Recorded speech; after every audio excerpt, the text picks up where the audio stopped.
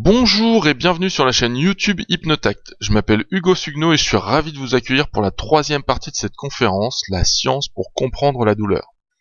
Donc dans la première partie, je vous présentais quelques éléments de compréhension concernant la méthode scientifique. Dans la deuxième partie, je vous présentais quelques mécanismes de la douleur et notamment la nociception.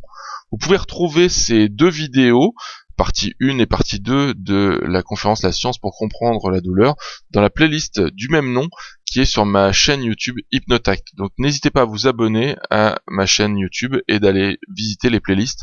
Vous pourriez éventuellement voir les différentes parties également de cette conférence dans l'ordre pour bien tout comprendre. Voilà. Maintenant, nous allons aborder les trois dimensions de la douleur. Alors en effet, nous avions terminé la vidéo précédente avec l'idée que la douleur était produite de façon automatique dans notre cerveau archaïque ou notre cerveau reptilien, mais pas seulement.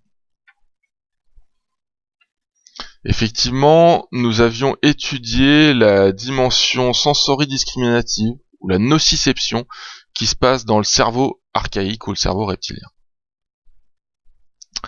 Donc, pour rappel, qu'est-ce que c'est que la nociception? La nociception, donc c'est un récepteur périphérique, par exemple ici, qui est situé dans la main, qui transmet vers la moelle épinière un message objectif.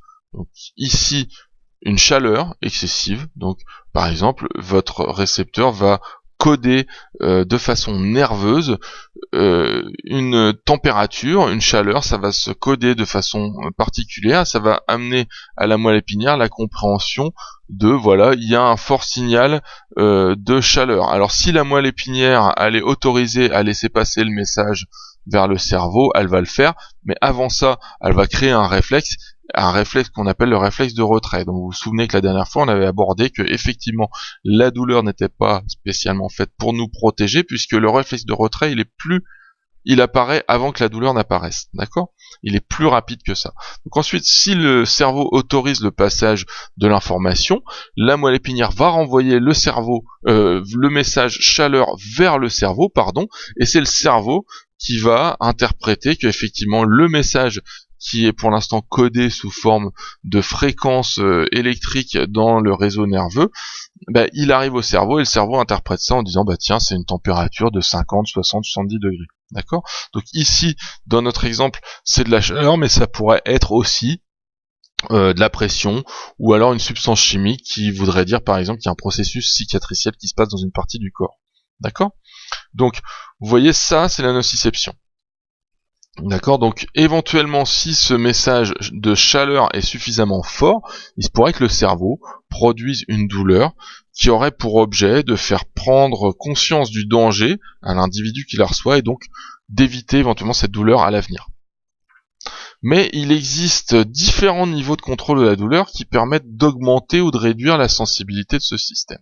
D'accord, on avait vu la dernière fois la métaphore de l'ours. Donc la métaphore de l'ours, c'était en fait l'évocation de la dimension affectivo-émotionnelle de la douleur qui a lieu dans le cerveau limbique. Donc le cerveau limbique, c'est le cerveau émotionnel.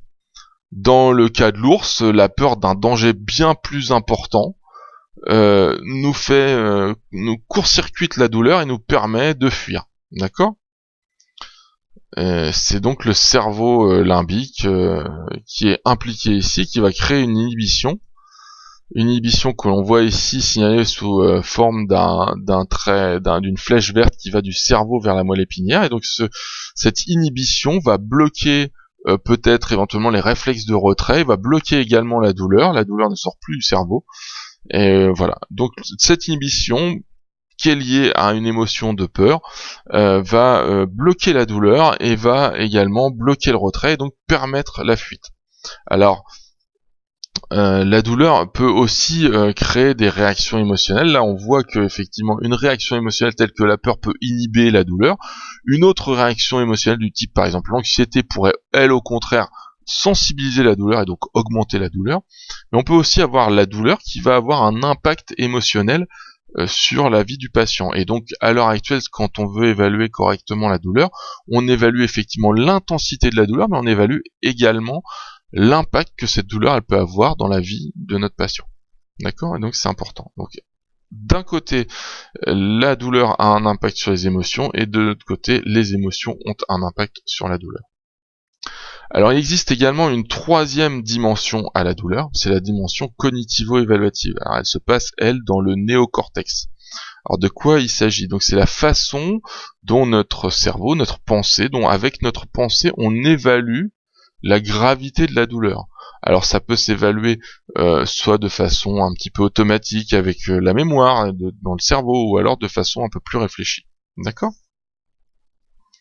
Nous avions par exemple évoqué cette dimension dans la partie 2 lorsque nous avions parlé d'association mnésique ou de sensibilisation. D'accord ?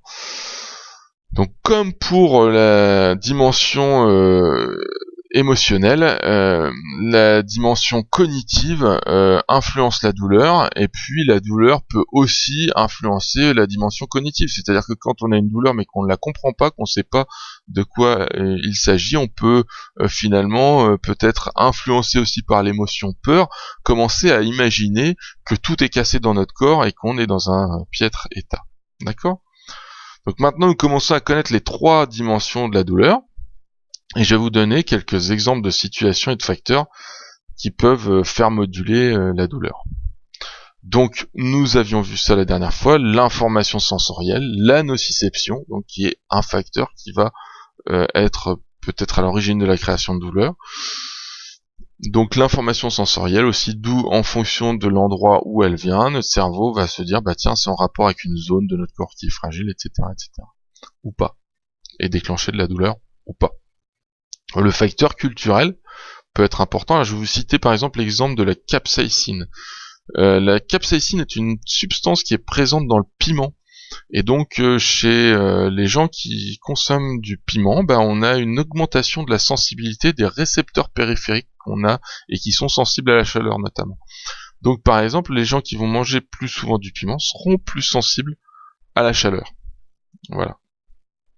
Les expériences passées vont avoir une influence sur la douleur présente.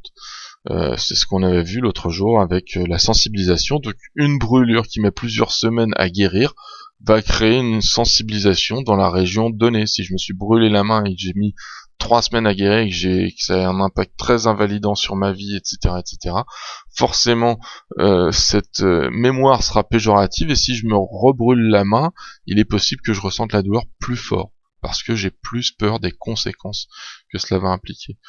Également, les associations mnésiques, si j'ai vécu une douleur à un moment à une période difficile de ma vie, cette douleur, si elle se réveille, elle peut être ressentie comme étant plus forte. D'accord ?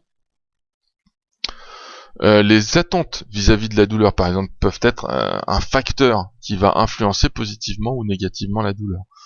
Imaginez que vous ayez une douleur invalidante qui s'installe dans votre corps alors même que vous êtes dans une période d'essai pour un poste qui vous tient à cœur. Imaginez l'impact que ça peut avoir. Vous voyez, cette douleur va avoir un impact émotionnel bien plus fort, et peut-être que du coup elle va persister un peu plus aussi également. D'accord ? Donc les connaissances, les croyances peuvent avoir un impact. Les connaissances en général un impact positif, les croyances un impact négatif sur la douleur. Alors on avait déjà commencé à en parler la dernière fois avec l'histoire de l'arthrose par exemple. Donc on sait que par exemple que le sommeil, il y a plus de corrélation entre le sommeil et la douleur qu'entre l'arthrose et la douleur bien souvent. Donc alors qu'on dit à tout le monde que bien souvent quand vous avez mal, on vous dit c'est parce que vous avez de l'arthrose. Mon brave monsieur, ma brave dame, je suis désolé pour vous, mais avec toute cette arthrose là, il est normal que vous ayez mal. D'accord ? Donc c'est quelque chose qui peut être péjoratif, le fait de croire ça. Au même titre, par exemple, on peut connaître par exemple l'idée que la douleur peut persister après la guérison d'une lésion. Ça, c'est une connaissance qui peut être importante pour certains patients qui peuvent imaginer que s'ils ont mal, c'est parce qu'il y a quelque chose qui se passe pas correctement dans leur corps. Donc ça, c'est quelque chose à connaître pour quelqu'un qui a mal. C'est-à-dire que la douleur peut persister à la guérison d'une lésion. Voilà, ça arrive fréquemment. Par exemple aussi le coup des vertèbres déplacées. Donc il faut faire attention. La hernie discale, ça fait peur à tout le monde. Il faut savoir à l'heure actuelle que la hernie discale, on opère une hernie discale, on opère quelque chose comme ça, une racine nerveuse, seulement si on a des symptômes neurologiques, c'est-à-dire si on a une perte musculaire, si on a une perte de l'efficacité musculaire. La douleur en elle-même n'est pas une raison suffisante pour opérer selon les chirurgiens, c'est pas un critère suffisant, par exemple. D'accord ? Le mouvement, je sais pas, certainement qu'on vous l'a déjà dit, certainement que vous l'avez déjà entendu, le mouvement. Alors si vous avez mal au dos, allez nager, allez faire de la natation à la piscine, ça vous fera du bien, ça vous soulagera le dos. Bon bah le jour où on fait une étude scientifique sur le sujet, on se rend compte qu'il y a plus de gens qui ont mal au dos chez les gens qui font de la natation que chez les gens qui font de l'haltérophilie. Et donc on se rend compte que on dit ces choses-là, mais en fait on se les transmet. Vous vous souvenez la dernière fois, sur la partie numéro 1, je vous avais parlé des paradigmes parfois et de ce qu'on pouvait se transmettre de génération en génération sans que ce soit vraiment démontré et que ce soit vraiment réel. Et ben ça peut éventuellement faire partie de ce genre de choses. Donc attention, essayez d'acquérir des connaissances concernant le fonctionnement de votre douleur plutôt que de vous attacher à des croyances qui seront pas forcément bénéfiques pour vous. Une vertèbre déplacée, quand on a une vertèbre déplacée, je peux vous dire qu'on a pas mal au dos. Quand on a une vertèbre déplacée, ça s'appelle une luxation de vertèbre, et les gens qui ont des luxations vertébrales, ils se retrouvent dans un lit d'hôpital et éventuellement, potentiellement derrière, dans une chaise roulante. Voilà. Donc c'est quelque chose de très sérieux. Voilà, quand on a mal au dos, c'est pas nécessairement une vertèbre déplacée. Besoin de bouger. Il y a longtemps, il y a un certain temps, moi quand j'ai commencé à travailler il y a une vingtaine d'années, les gens qui faisaient une sciatique, une grosse lombalgie, on les mettait couchés au lit pendant plusieurs semaines. Maintenant, on sait très bien qu'on fait plus ça du tout. On dit aux gens au contraire qu'il faut bouger. Vous avez certainement vu les campagnes de communication de la sécurité sociale autour de si vous avez mal au dos, il faut bouger. Voilà. Donc l'humeur, évidemment, on a vu à quel point l'humeur peut avoir un impact sur la douleur, la peur qui va complètement inhiber la douleur, ou peut-être l'anxiété qui va l'augmenter, mais aussi à quel point la douleur peut avoir un impact sur l'humeur aussi, et à quel point il est important de mesurer cet impact pour vraiment prendre en charge correctement la douleur. Évidemment le milieu biopsychosocial, c'est-à-dire dans quel milieu est-ce que je vis, est-ce que je suis bien dans ma famille, dans mon travail, avec mes amis, etc. Ça aussi aura un impact effectivement sur la douleur. Et tout ceci nous amène donc à penser que la même brûlure n'aura pas nécessairement le même impact chez deux individus différents, ou même chez la même personne, mais à deux moments différents de sa vie. D'accord ? Donc par exemple, ce petit bonhomme a l'air bien affecté par sa douleur, ouais, peut-être aussi, alors il faudra rechercher s'il y a des signes comme ça, peut-être qu'il y a une humeur un petit peu compliquée en ce moment, peut-être qu'il y a des croyances qu'il faudra déverrouiller, peut-être qu'il y aura des associations mnésiques qui font qu'effectivement la personne est plus sensible à cette brûlure, ou une sensibilisation qui fait que la personne sera plus sensible à cette brûlure. Voilà. En revanche, au contraire, effectivement, c'est la même brûlure chez un individu qui se sent en pleine forme, qui comprend bien effectivement l'impact de cette brûlure dans le fonctionnement de son corps et qui évolue dans un milieu biopsychosocial tout à fait favorable, n'aura pas du tout le même impact sur sa vie. D'accord ? En conclusion, nous pouvons maintenant comprendre la définition que donne le docteur Greg Lehman de la douleur comme étant une expérience sensorielle et émotionnelle. Donc effectivement, ce n'est pas seulement une expérience sensorielle, mais c'est une expérience également émotionnelle. On perçoit des émotions lorsqu'on a mal.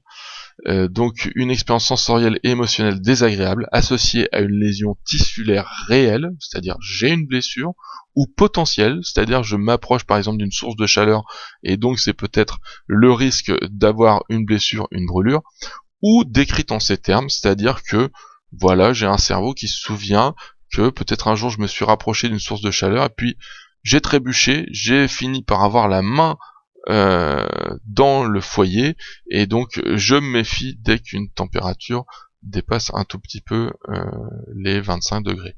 Voilà. Donc j'espère que cette troisième partie de conférence vous aura plu. Si c'est le cas, n'hésitez pas à vous abonner à ma chaîne, n'hésitez pas à likez en appuyant sur le pouce bleu en dessous, en bas à gauche de la vidéo. N'hésitez pas également à faire apparaître les notifications si vous êtes abonné. N'hésitez pas non plus à partager cette vidéo sur les réseaux sociaux si vous le souhaitez. Moi je vous dis à bientôt, à très bientôt pour la 4e partie de cette conférence.